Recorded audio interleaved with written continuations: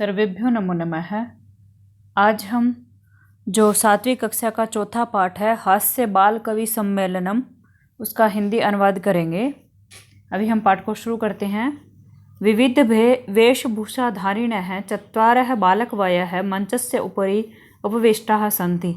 ये एक तरह से जो है वो कवि सम्मेलन है, और इसमें क्या होता है, कुछ कवि कविताएं सुनाएंगे और श्रोता सुनने वाले हैं उनको सुनेंगे।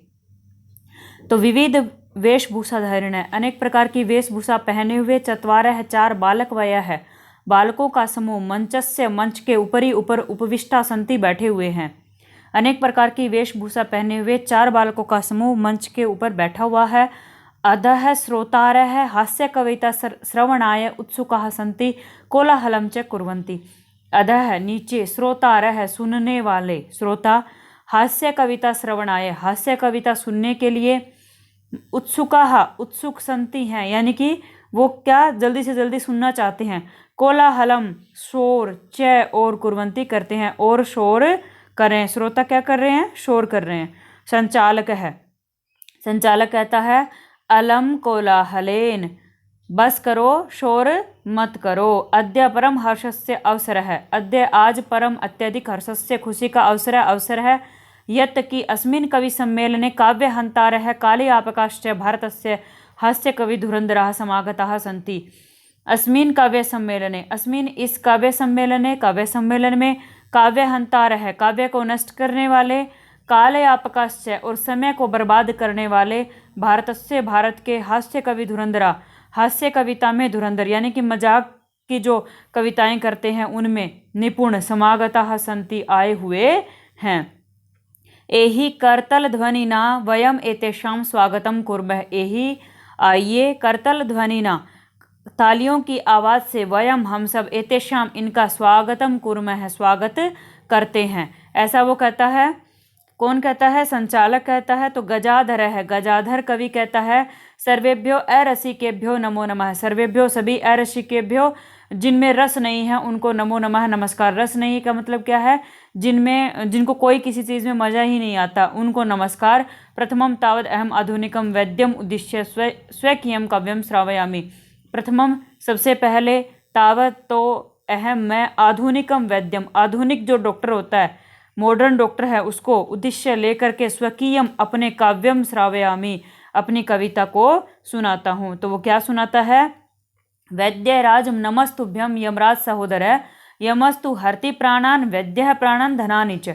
वैद्यराज, हे डॉक्टर, हे चिकित्सक, नमस्तुभ्यम तुझे नमस्कार है, यमराज सहोदर है, तुम तो यमराज के भाई हो। यमराज सहोदर मतलब यमराज का भाई, सहोदर भाई। यमस्तु हरति प्राणान, यमस्तु यमराज तो हरति हरता है, छीन लेता है, प्राणान प्राणों को, यमराज तो प्राणों को हरता है, वैद्य है प्राणान धनानि च, और वैद्य यानी कि जो डॉक्टर होता है वो प्राणान प्राणों को, धनानि च और धन को, यानी कि यमराज तो केवल प्राण छीनता है, तुम तो धन और प्राण दोनों को ही छीन लेते हो। कालांतक है, फिर कालांतक कहता है अरे वैद्यास्तु सर्वत्र परंतु न ते मादृशः कुशलः। वैद्यास्तु डॉक्टर तो सर्वत्र सब जगह है, सर्वत्र सब जगह है, परंतु न नहीं, ते वे, मादृशः मेरे जैसे, कुशलः कुशल है, जनसंख्या निवारणे जनसंख्या कम करने में। कि डॉक्टर तो सब जगह है लेकिन वो जनसंख्या कम करने में मेरे जैसे नहीं हैं। मम अपि काव्यम इदम शृण्वन्तु भवन्तः, मम अपि मेरा भी, काव्यम कविता, इदम यह, शृण्वन्तु सुनिए, भवन्तः आप मेरी भी यह कविता सुनिए। तो क्या सुनाता है वो देखते हैं। चितां प्रज्वलितां दृष्ट्वा वैद्यो विस्मयम् आगतः, न अहं गतो न मे भ्राता कस्य इदं हस्तलाघवम्।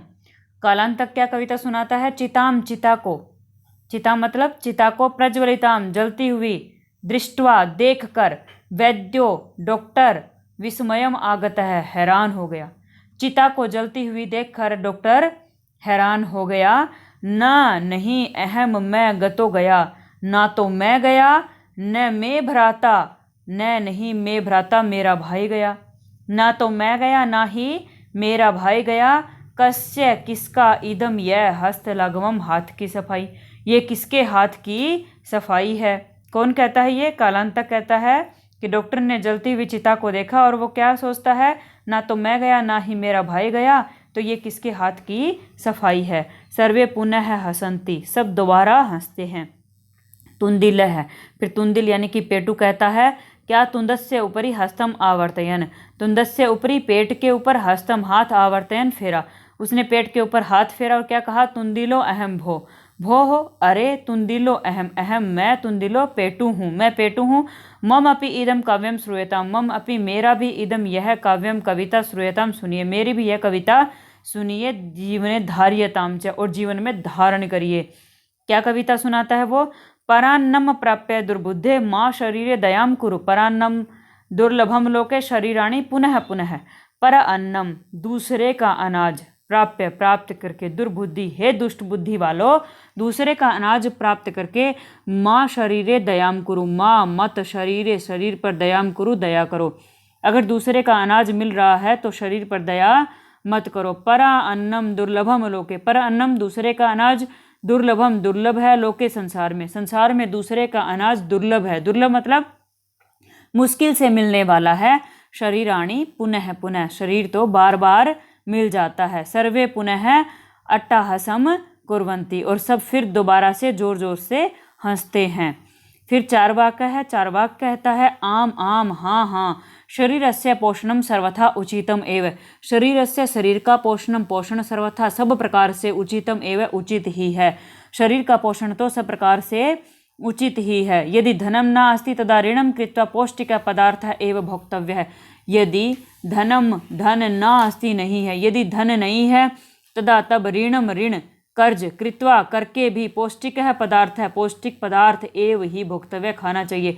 यदि धन नहीं है तो कर्ज लेकर के भी अच्छा खाना खाना चाहिए। तथा कथयति चार्वाक कवि ही, और फिर चार्वाक कवि क्या कहता है, यावत जीवेत सुखम जीवेत ऋणम कृत्वा घृतम पिबेत, यावत जीवेत, यावत मतलब जब तक जीवेत जिए, सुखम सुखपूर्वक जीवेत जिए, जब तक जिए सुख से जिए, ऋणम कर्ज कृत्वा लेकर के करके, घृतम पिबेत घी पिए, ठीक है, जब तक जीना है सुख से जियो और कर्ज लेकर के घी पियो। श्रोता रह, सारे श्रोता कहते हैं, सुनने वाले कहते हैं, तरही ऋणस्य प्रत्यार्पणम कथम, तरही तो ऋणस्य कर्जे का, प्रत्यार्पण वापस लौटाना, कथम कैसे, तो फिर कर्जे को वापस कैसे लौटाएंगे। तो चार्वाक कहता है, श्रूयताम मम अवशिष्टम काव्यम, श्रूयताम सुनिए, मम मेरा, अवशिष्टम बचा हुआ, काव्यम काव्य, अब मेरी जो कविता बच गई है उसको सुनिए। घृतम पीत्वा श्रमम कृत्वा ऋणम प्रत्यर्पेत जनय है, घृतम पीत्वा घी पिए, ठीक है, कर्जा लेकर के घी पिए, और घी पी करके श्रम करे, श्रमम और श्रम करके, कृत्वा करके क्या करे, ऋणम प्रत्यर्पयेत, कर्जे को वापस लौटा दे, जन है मनुष्य, ठीक है, कर्जा लेकर के घी पिए, घी पर पी करके परिश्रम करे और परिश्रम करके कर्जा लौटा दे।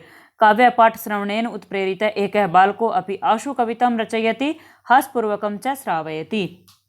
काव्य पाठ श्रवणेन, कविता पाठ को सुन करके उत्प्रेरित है, प्रेरित हुआ, यानी कि उन कविताओं को सुन करके एक बच्चे को प्रेरणा मिली। एक है बालको अभी, एक बच्चा भी, आशु कविताम जल्दी ही एक कविता को रचयति रचता है, हासपूर्वकं च श्रावयति और हंसता हुआ सुनाता है। अब बालक की कविता सुनिए, क्या सुनाता है, श्रूयताम श्रूयताम भो, अरे अरे सुनिए, मम अपि काव्यम मेरा भी काव्य सुनिए, गजाधरम कविम चैव तुंदिलम भोज्यलोलुपम कालांतकम तथा वैद्यम चार्वाकम च नमाम्यहम।